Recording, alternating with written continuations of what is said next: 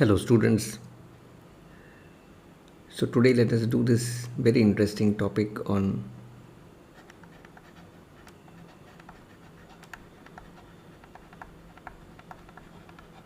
transmission of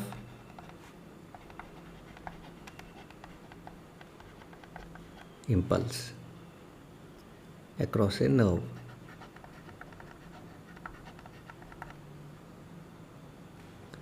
So, in a nerve, we have already seen the structure of the nerve and also different types of nerves. So, this discussion will be with respect to a simple multipolar nerve. A multipolar nerve will look like this.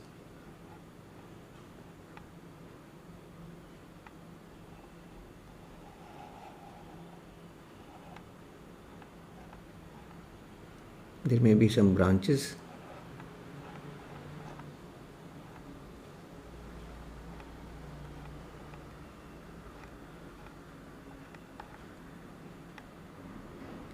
So this is a typical multipolar nerve.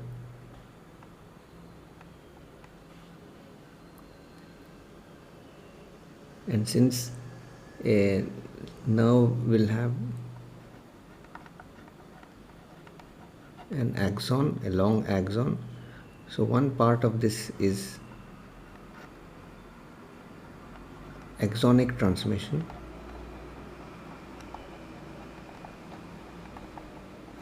and the other part is that from one nerve it goes on to another nerve. So there is a junction between the two, which we call as synapse.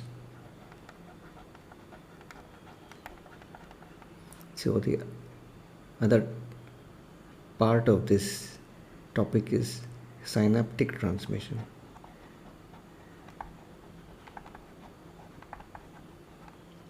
So axonic transmission and synaptic transmission.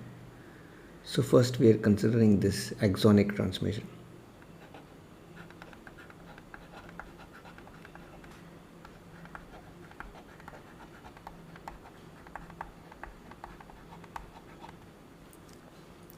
So this same part over here, which is the axon,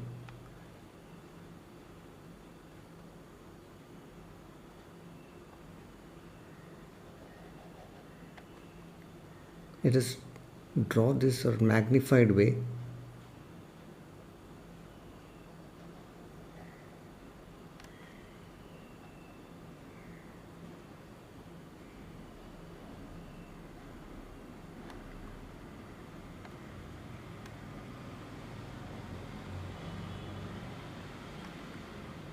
And think of this as though it was a kind of a tube. So the axon is a kind of a tube. So first of all, why this transmission is possible and how it takes place. So for that we have to write some introductory points about a nerve.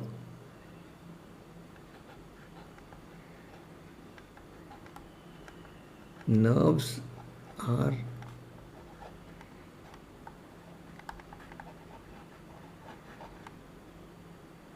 excitable. Nerves are excitable. So that is the work that they do. They are capable of changing their state from one at being rest into another point when they are excited, and this they can transmit. So nerves are excitable, and nerves are excitable because they can change their position. Okay, so we have learnt even in physics that work is possible because of potential difference. So excitability is a kind of work, and this work therefore is because of, it's maintained because of one is called as resting potential.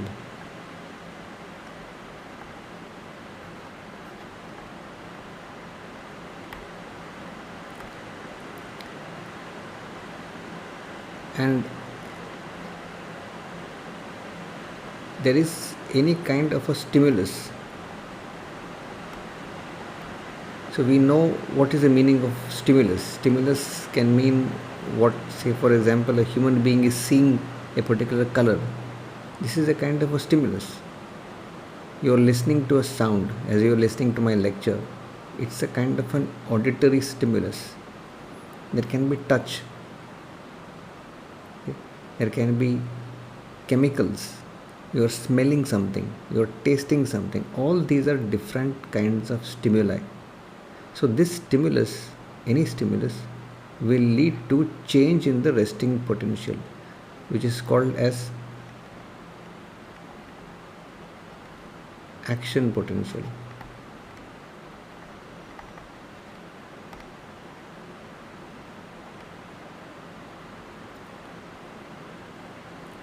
So let us try to find out the reasons for resting potential or how it is maintained. The first one.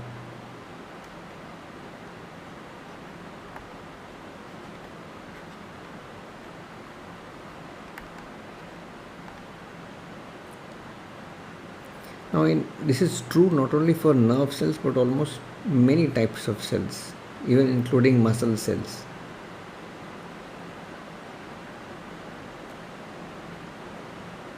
Inside a cell,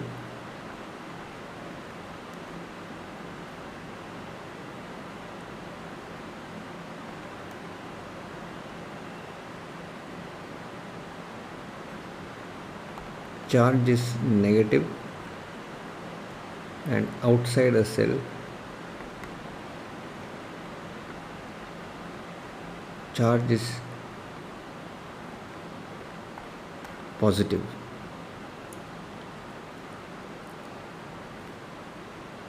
So we will put over here negative charge everywhere in this, and we will put over here positive,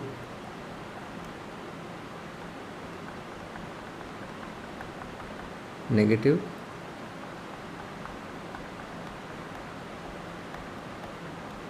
and positive. So in several cells it is maintained like this, negative inside and positive outside.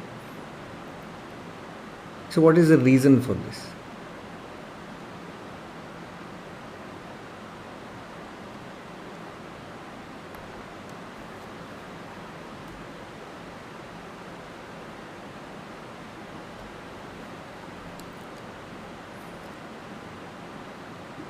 The reason for this is, number one, is a sodium potassium pump. Sodium potassium pump, which is in the membrane.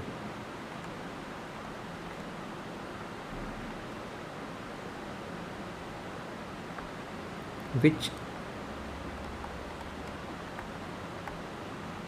distributes concentration of Na and K in a peculiar way, so that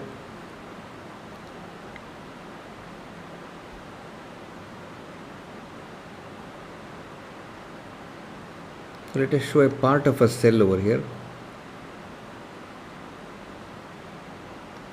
This is outside and this is inside a cell.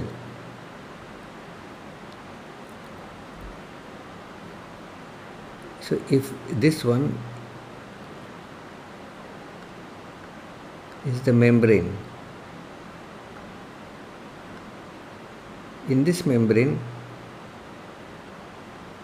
there is a pump over here. We will write this as NaK pump.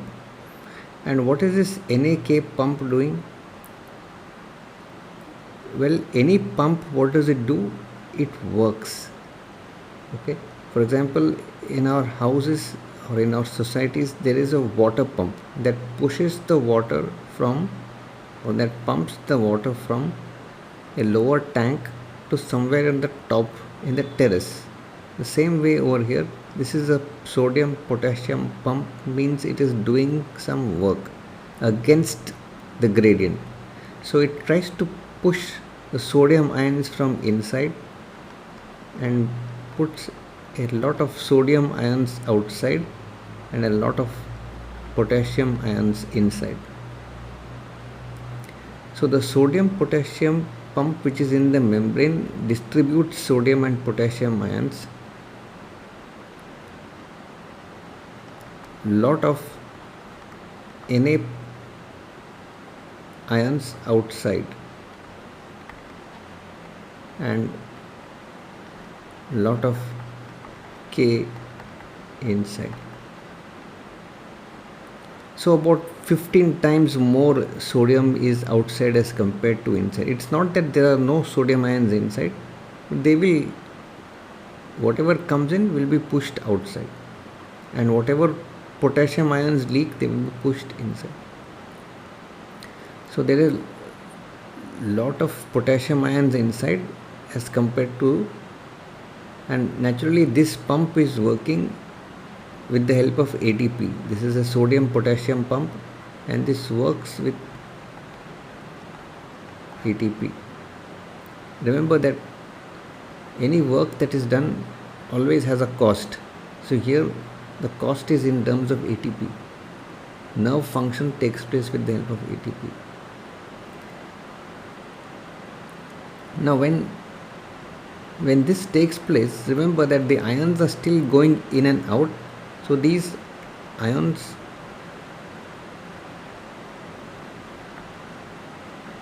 ion channels in membrane.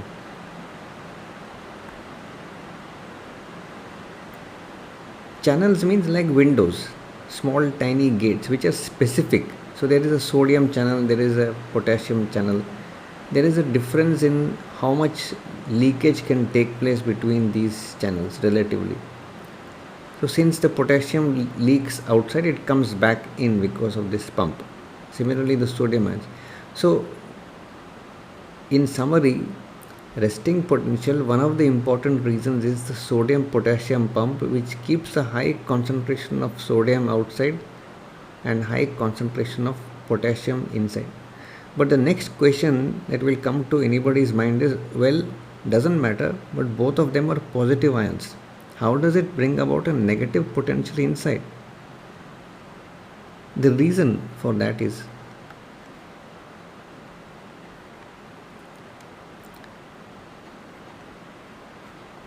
there are a lot of negative ions inside because of, say, proteins, which are negatively charged proteins. Negatively charged proteins are very large proteins, they cannot go outside. So there are almost zero negative ions outside proteins, but all the negative ions, proteins and amino acids are inside. So there are negative ions inside. Because of this, so the first important reason is sodium potassium ions distribution, and second important reason is the presence of negative ions which are inside, which are large proteins and large amino acids. Because of this, the potential is maintained. And what is the value? The value is minus 70 millivolts. We write it like this because the net potential is negative and the value of that is 70 millivolts. Milli means 1,000th of a volt is 1 millivolt. How do we measure it? By using micro electrodes, it is possible to measure it inside the nerve and outside the nerve.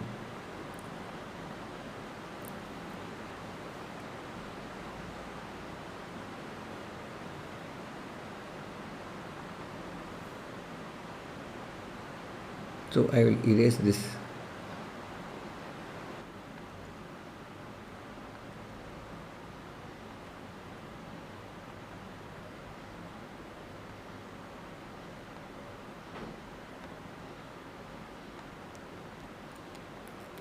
So this same structure is shown in the form of a graph, where here we are taking this as 0. So all this will be, say, minus 20, minus 40, minus 60, and say minus 80, and this will be 20 and 40 and 60. So when it is at resting potential, the value is minus 70. Okay, so it will be somewhere over here, the value of that resting potential.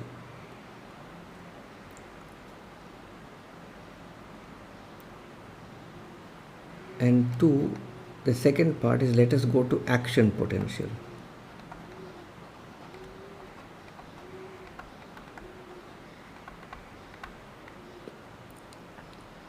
So the action potential depends upon reversal of polarity.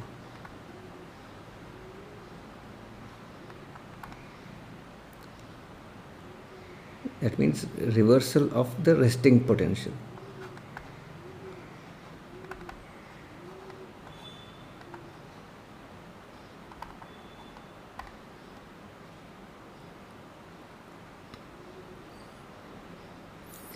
So here in resting potential, when the value is minus 70, it means that there is a difference in this charge over here, minus and plus. So we say that the membrane is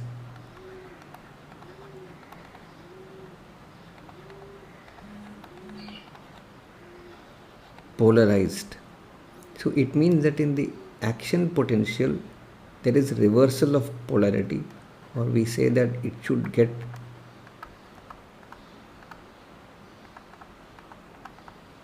depolarized.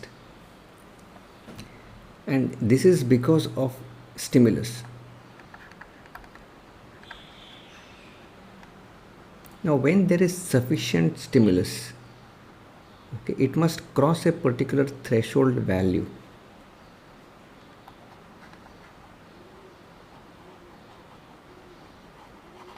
Threshold of minus 55. So if the stimulus is very weak, is very less, it is not causing enough depolarization, it is not creating any changes in the opening of those channels of sodium and potassium. Until then it will still be resting potential. But let us say that there is a stimulus which is capable of opening those sodium and potassium channels briefly, so that instead of remaining outside, sodium ions come in and potassium ions go out. Even if this happens for a brief millisecond, that particular part of the nerve will get depolarized. So we say over here that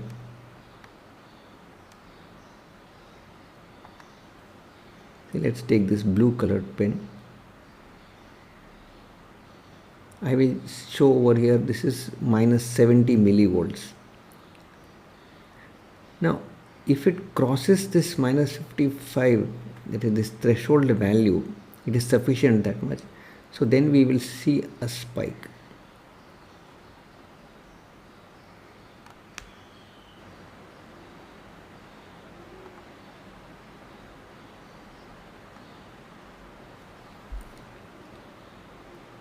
So the graph will look like this, somewhat like this.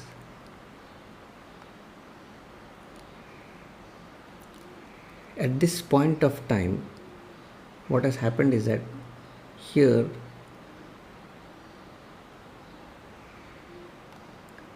the positive has become negative and the negative has become positive.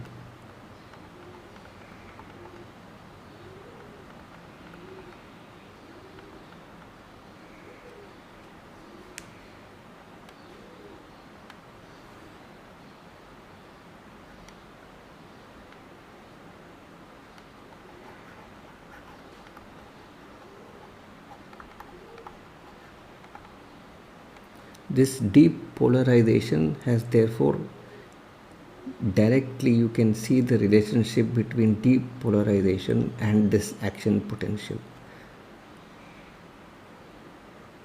So there is a reversal of polarity.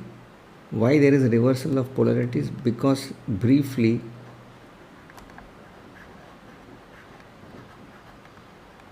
Na and K channels open. That means these channels are actually voltage gated channels.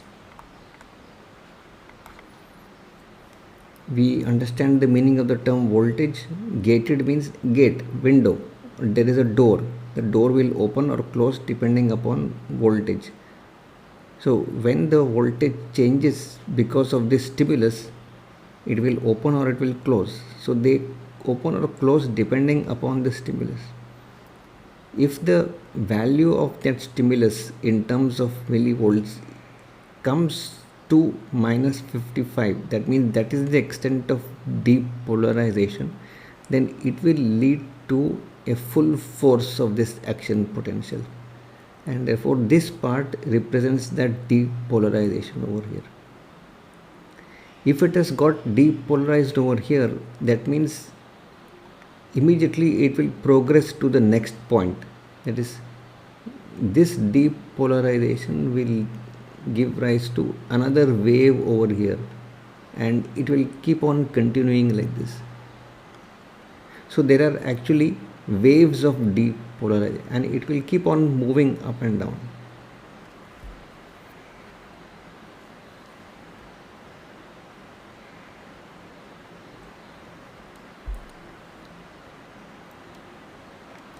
So the impulse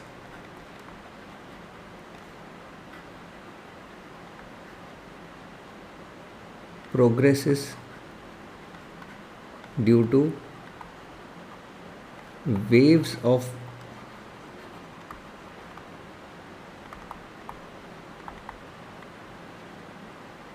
depolarization, and the next thing that will happen is that in that area where it was depolarized, there will be repolarization.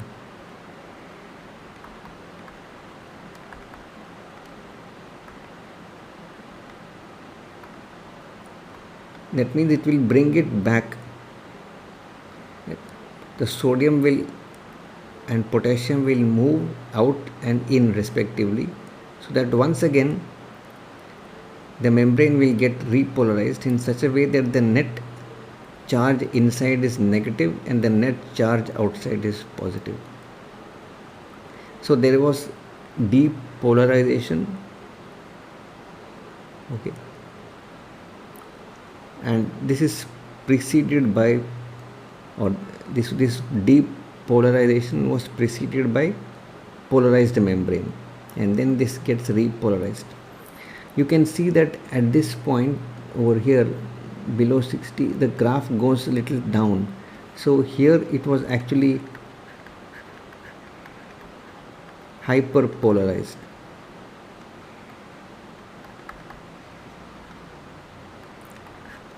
So it becomes more negative inside for a very brief period, and then it again comes back to normal.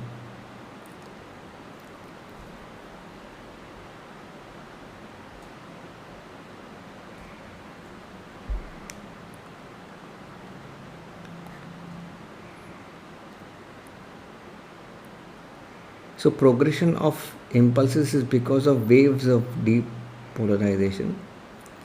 The preceding part will always get repolarized. During the time when it is recovering, it is hyperpolarized. When that particular part of the nerve is depolarized,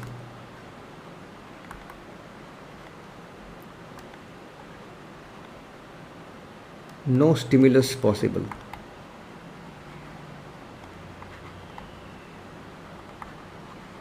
no second stimulus is possible.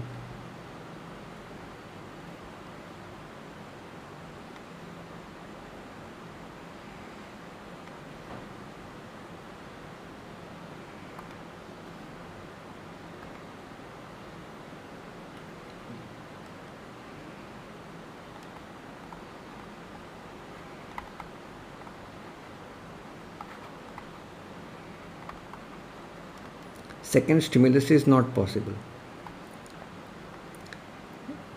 So this is called as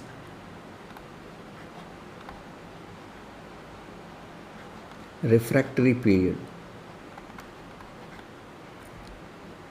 roughly corresponding to the point where sodium ions return back. Until they return back, we call this as absolute. So this is relating to sodium ions, and the time when potassium ions are maintaining their position once again, we call it as relative.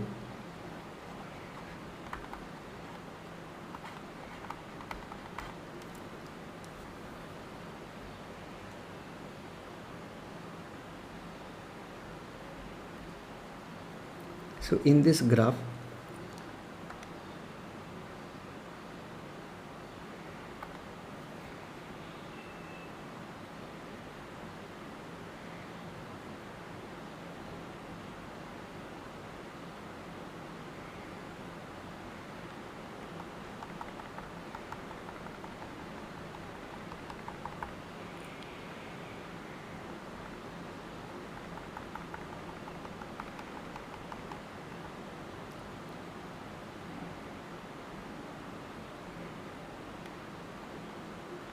this is called as refractory period.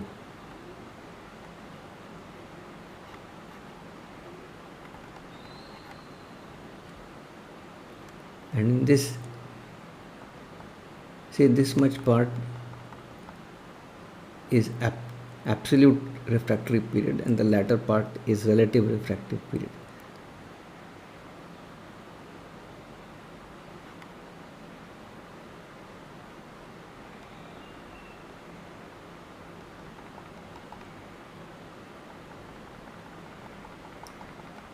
Until it is been completely repolarized, you cannot have a second impulse. So you have had a first impulse.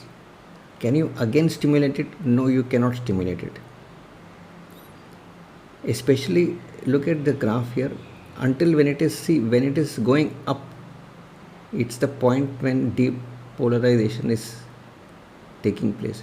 And when the graph is coming down, when this line is coming down, it represents reversal of polarity. So this line over here is representing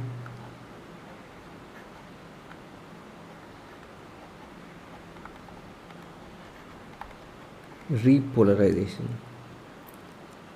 whereas this part of the curve, it represents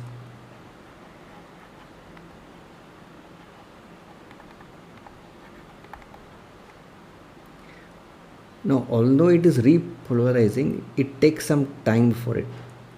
So we say somewhere up to here, sodium ions are getting repolarized. Until that takes place, there is absolutely no chance of a second stimulus. That's why it is called as absolute refractory period. Later on, the potassium ions are getting adjusted back and trying to come back to their original position. This is called as relative refractory period. So until this takes place, so this whole graph is understood in terms of polarization and repolarization.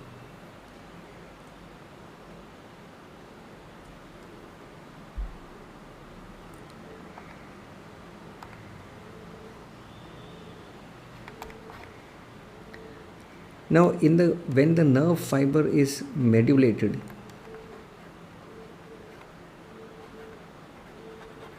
or myelinated nerve fiber,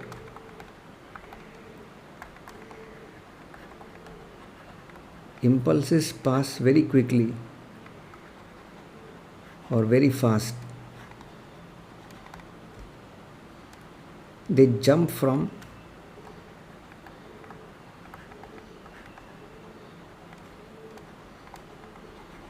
node of Ranvier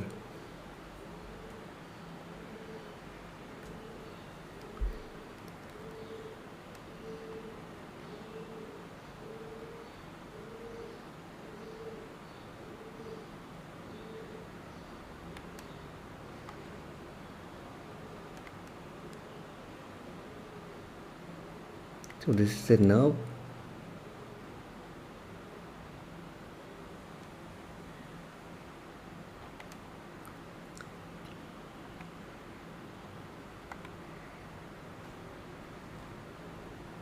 So the impulse jumps from one node to another node.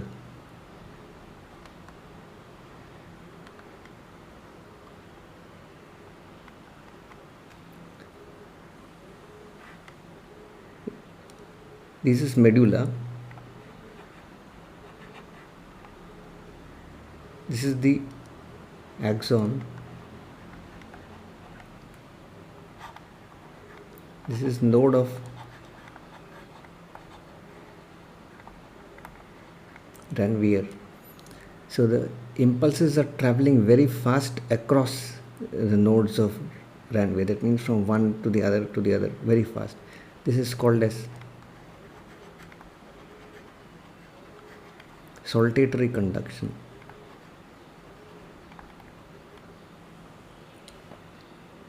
And the last point is something called as all or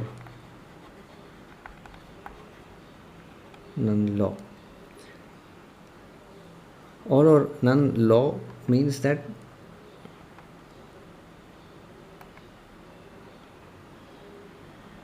we will get an AP, means action potential, only if stimulus is able to bring the resting potential to minus 55. What is the resting potential? Around minus 70. It must bring it to minus 55. If it cannot bring it to minus 55, we will not see any impulse. We will not see any action potential. But if it crosses to minus 55, we will get a full-fledged reaction. It's no halfway. It's not that there is a weak stimulus and therefore we will going to get less. No, every time it will be full-fledged.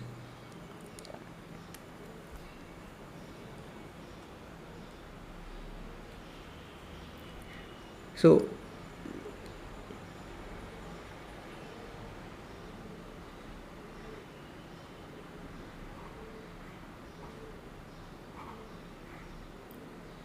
we will get it always full-fledged in this manner, no half. That's why it is called as all or none law. Either there will be an action potential or will not be an action potential. But the frequency of these stimuli will tell us the difference between a. The question may be that sometimes how do we differentiate between stimulus itself is very soft and stimulus is very strong? How do we differentiate? It is because of the frequency. Okay. With this we finished the part about transmission of nerve impulse across the axon. So thank you, and let us continue about this, that is the synaptic transmission, the next lecture.